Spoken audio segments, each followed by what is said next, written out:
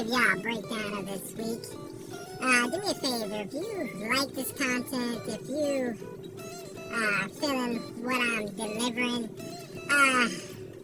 let me feel good and give me all hot and wet. Smash that like button, hit that subscribe button. It is Sunday, 8:37 a.m., August 7th, and I just got through cleaning the truck, wiping it down and everything. I ain't did a deep clean. Needs to really be a really good deep clean on the truck. But I haven't got the truck. Myra hasn't got her back this month yet. I was planning on getting it done next week, but I did not have a really good week last week. It was okay, but I was about, let's say, $200 to $300 above budget. So that was not a good week for me. I'm usually well above my budget. My budget's like $1,582. That's paying myself $1,200 a week and paying my wife $350 a week. Before y'all say something, I know that's very grossly underpaid for accounting or somebody does your taxes every day, but I'm doing what I can. I'm hoping to get another truck under my belt, and we're going to up her pay. But for the most part, we, $250 over budget, but, so, fortunately, money ran tight, and I wasn't able to save enough money to get Myra a bath, but she will be getting one next week, because what I did last week, should be home $2,100, so that is about $600, $700 over budget. So I will be able to go ahead and give Myra a bath. She desperately needs one. It's probably maybe the only one she gets. I usually try to do 2 a month, every other month, every even month, I should say. And so I'll probably try to get one done, and she'll probably get 2 of them in October, for sure. Because I'm gonna set aside a budget of $25 a week after next week, and for the whole month. So I should have enough money to get a truck wash, 2 truck wash in October, if I stay on budget. So, yeah, I'm gonna give y'all a breakdown of what this last week was and what I have been up to since then. So let's get started. Alright, so I went down to Claiborne, Texas. I took a little going down there. I really wasn't wanting to go to Claiborne, Texas, until the fuel prices go down a little bit more. So I really wasn't looking forward to going down to Claiborne, Texas until like maybe October, November, definitely in the winter, like November, December. And that's when I would have looked forward to going down to Texas to get away from the cold weather up here. But that was the only load I could pick up and do my 34-hour reset on. And plus, I wanted to get home on Thursday because I had a deep clean to do on my apartment where I live. And that takes all day. So I wanted to be home Thursday, get laundry started. Of course, it didn't work out like that. Wound up getting laundry done on Saturday and deep cleaning on Friday. And Thursday was, I don't know what we did Thursday, it's a blur. But I did get home early. It was nice to be home from Thursday, Friday, Saturday. Left out Sunday. So it was nice being home, getting some quality time with my wife. I try to do that at least once a month at the end of the month, is just take that Thursday, Friday, Saturday off. And sometimes I may be off to Monday. Depends on if I got a load on me or if I don't. If I don't have a load on me, I'd probably stay home till Monday and get my dispatcher to give me a load on Monday. Through that short of a week, I didn't have that great a week. Brought home $1,700. Like I said, my fuel bill that week was $702, I believe, which is not bad. So my fuel bill was really nice, but that also means I didn't drive that much. That's what that really means. My fuel bill has been anywhere from $1,300, $1,500, $2,100, depending on how of a week that was. Truck grossed about $3,000 that week. That took home $1,700. So I took home about a little bit over 50% of what the truck grossed, which is a good deal for me.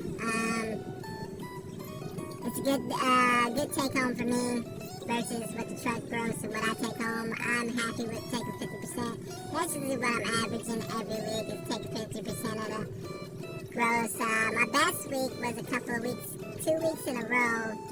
I got the truck to gross $6,000, and I bought home.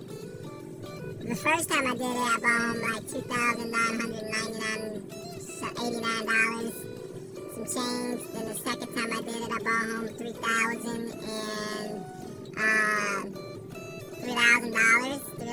I believe, something like that. But I had to run. A lot that week. I had to run. Like, it was crazy. It was like a delivery every day, sometimes maybe 2 deliveries a day. I like those weeks. I try to push myself hard to get the truck to gross. My goal used to be $5,000. When I realized I could make get the truck to gross $6,000, I'm like, okay, my goal is now to get the truck to gross $6,000 a week. I've been able to do that 2 weeks in a row. It doesn't happen every week. So my minimum is like $5,000. Like last week it was like $3,000. It was like, I did everything I could to get some runs, but it didn't work out. So you take some, lose some.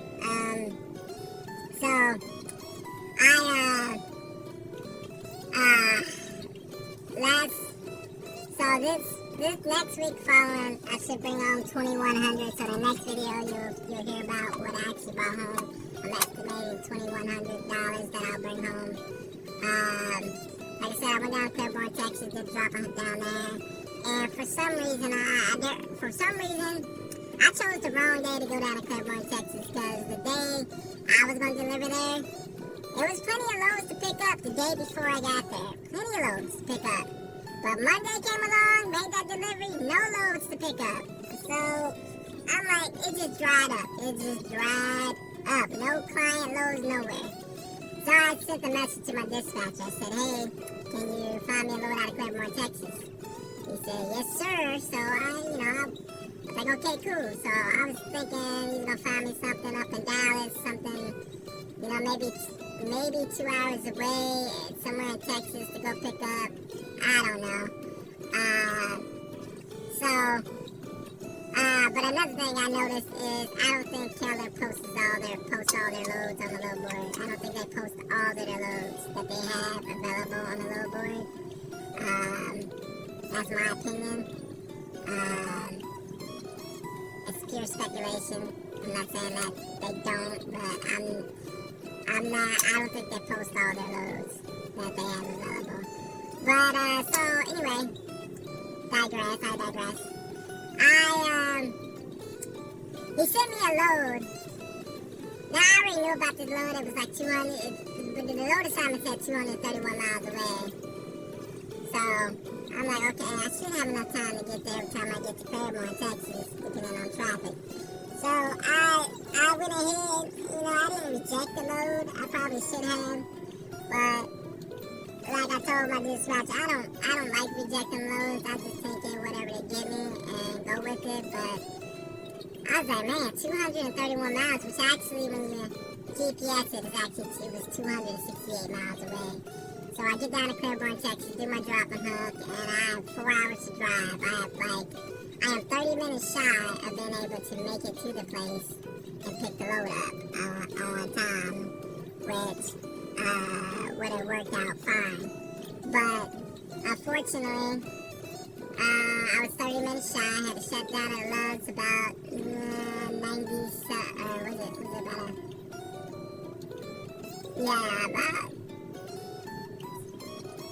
90 miles away from the place I was picking up. Shut it down there and called and spoke to dispatch and said, hey, I'm around 30 minutes shy of making it to this delivery, this pickup. And they're like, okay, let them to see what's going on and see if we can pick it up tomorrow. So they said the broker was fine. I could pick it up the next morning as long as it's going to be on time.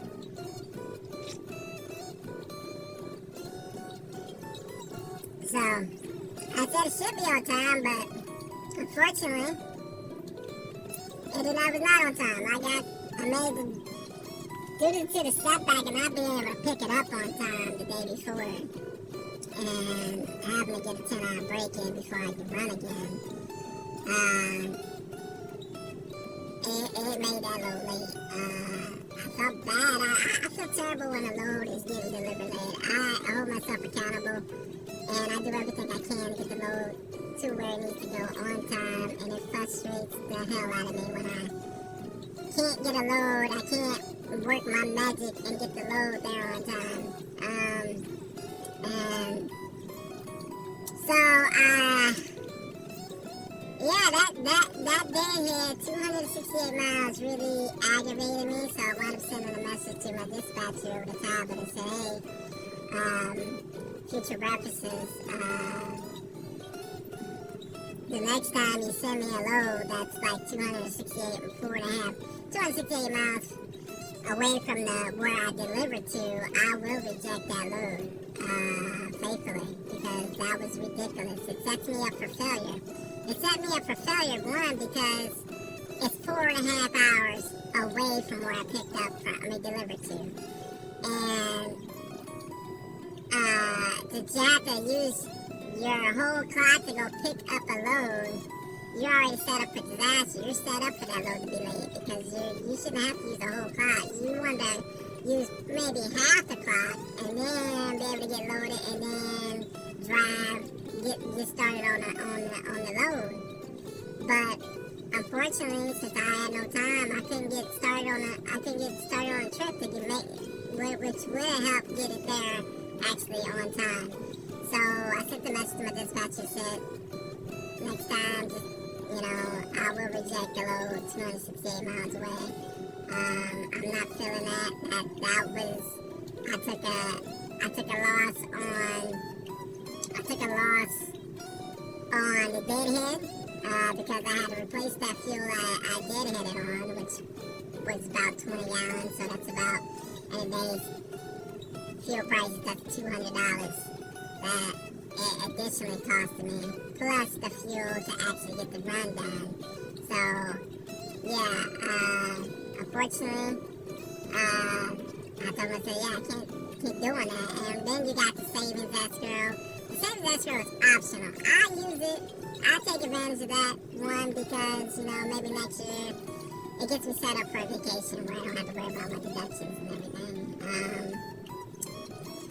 But the maintenance escrow, it comes out on the maintenance escrow. So all that deadhead that I did, that costs money to deadhead 268 miles. So that's on top of the loaded miles. So I took a loss on fuel. I took a loss on the deadhead for savings and the maintenance. I still came out ahead at the end of it, but it's extra $200 in fuel.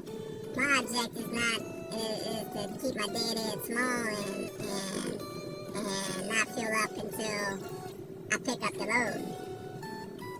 I was very disappointed about that, and that ruined my whole week, because I had a load. After that load was delivering, I had a load to pick up in Fort Wayne that went over to Pittsburgh, and then I had a load for picking up in Pittsburgh going back to Wapakoneta, Ohio, for Thursday midnight. And what sucked about it was because that Wapakoneta, Ohio, I must have been home early Friday morning, and that didn't happen. He wound up having to switch the loads around, took me off to that load, put me on it was the same load, but different day pickup, different day delivery. So the load I was picking up was to pick up on Thursday and deliver Thursday night at midnight earliest. So I'd have been home Friday morning. The load he put me on picked up Friday, delivered Saturday earliest midnight. So He was like, okay, yeah, you can go ahead and deliver that load straight through and be home Friday evening. And they're 24/7 there. And I knew that. He made a reference that I already should know, probably already know that, but he let me know, which is fine by me. So, okay, so I picked up the load. I did my 10-hour break. Oh my God, I did my 10-hour break at that shipper over in Pittsburgh.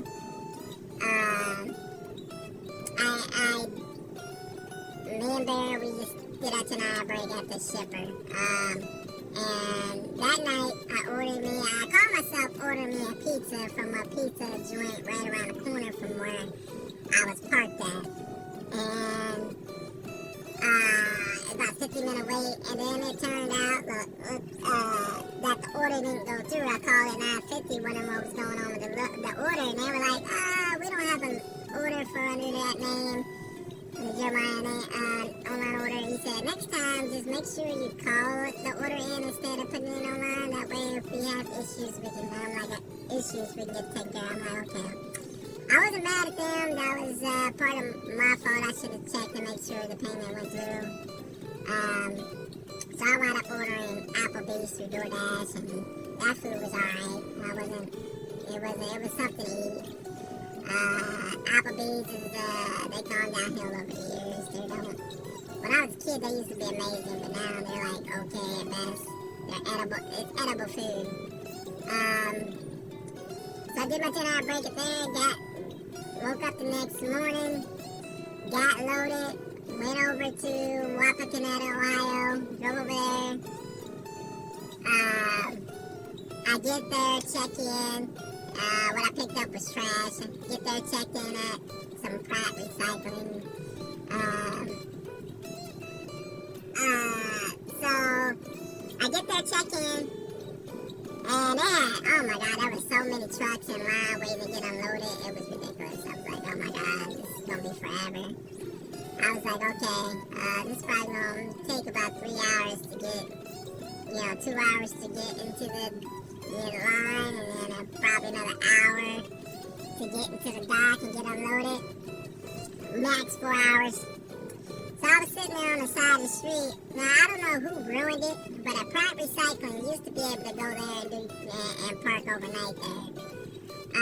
So I'm taking some truck drivers did something, or they got tired of cleaning up piss bottles or whatnot. Trash and whatnot. Truck drivers probably throwing the trash, doing crazy stuff over there. They no longer allow overnight parking at Pratt Recycling up in Wapakoneta, Ohio. So I'm sitting there on the curb and I'm like, okay, 2 hours has gone by. I waited 2 hours and I went and walked up to the security gate and I said, hey, because what it looked like they're taking all the loads that were due that day, that were due Friday on time. Since my load didn't deliver to Saturday earliest, it looked like they were taking all the loads that were due to be unloaded that day first. And there was like, ahead of me, there was 2, 3, 4 other trucks. There was 4 trucks ahead of me before even they were going to call me. So I was like, I know I'm going to be here for a while. So I walked up to the gate and I was like, okay, I asked him, I said, I said, are you guys taking the loads that were actually due today ahead of my load? Because I know my load don't deliver till early as midnight tonight, which would be Saturday night. And they were like, yeah, we're taking all the loads that were on time ahead of you guys, and if somebody don't show up for their appointment time, that's when we start calling you guys off the street to join get in line to get unloaded. And so I asked him, I said, oh, okay, that's fine. I'm not mad about that or anything. So I was like, okay, asked him, can I just come back in the morning? And I basically come back in the morning. I know I checked in already. She said, yeah, you said you're going to come back in the morning. I said, yeah, it'll be about 4, 6 a.m. tomorrow morning. I'll be back to deliver the load on time. And I was like, okay. So I lived about 104 miles away. So I had enough time to get home. I said, I'm going home. I'm not about to sit out here wasting my clock. And then they don't call me until like 11 at night to get in line. And then I gotta leave. I said, no, I'm going home. I'm getting me a shower, spending time with my wife, you know, and getting some AC. So I was like, yeah, I'm going home. So I left there. I left, got my truck, turned around, and I drove home that night. And I said, I'll just come back in the morning. So I drove home, told my wife, I asked her, did she want to ride back up with me to make the delivery in the morning? She said yes, so I got my wife. And picked up my wife. We drove back up there Saturday morning to deliver the load. We got there about 6:30. Checked in, and we're like, well, he said, you can go, back up in the dock 5, but you're not going to get a load until after 7. I was like, okay, that's fine. They don't take long to unload, they're very fast. So I was cool with it. My wife was cool with it. So we sat there they started about 7:10, they got done by 7:45. We were out of there on our way back home. And, man, it was so much fun having my wife on the truck with me. Oh my God, it made that drive go by a whole lot faster. Yeah, and that 104 miles up and back that was on my dock. I didn't fill up to do that run, do that extra 208 miles. Actually wound up being 312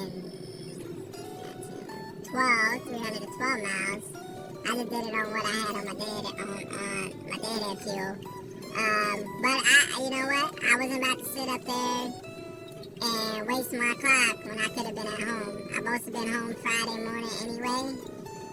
So I was like, you know what? I was going to call my dispatch and be like, hey, I'm leaving. I'll come back in the morning and deliver this load. But I was like, he probably going to be like, well, why are you going to do that? Won't you just stay? We'll get you railroad pay. I'm like, nah, that ain't worth it. The load only paying like $605. Time I put fuel in the savings and the maintenance escrow come out, it brought it down to about $300. Even if you give me $250 for labor pay, guess what? That only bumps me back up to $500 and something. Yeah, it's a fuel buffer, but I really didn't come out ahead. So you know what? I'm going home. It's not worth sitting here for 5, 6, 7, 8 hours. And yeah, I wasn't feeling it. So yeah, I left, went home.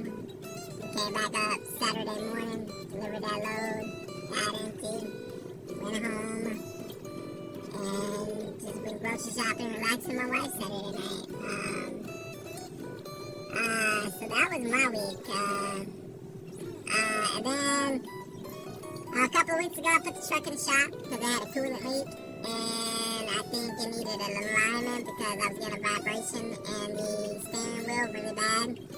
And my right tires ran unevenly, so I had them check the alignment, fix the coolant leak, and turns out I needed PM done, but they didn't tell me that before I took it out of the shop, so I went home, and so long story short, that coolant leak is back.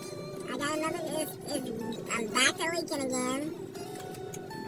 So I go to stop. They didn't have no steer tires at the terminal shop. So it said I would have to go stop at a Love's and have them replace the steer tire and everything. So I got them. So since I'm leaving out Monday morning and that load is not due until Tuesday morning at 7 a.m. So I'm just going to go ahead and pick up that load.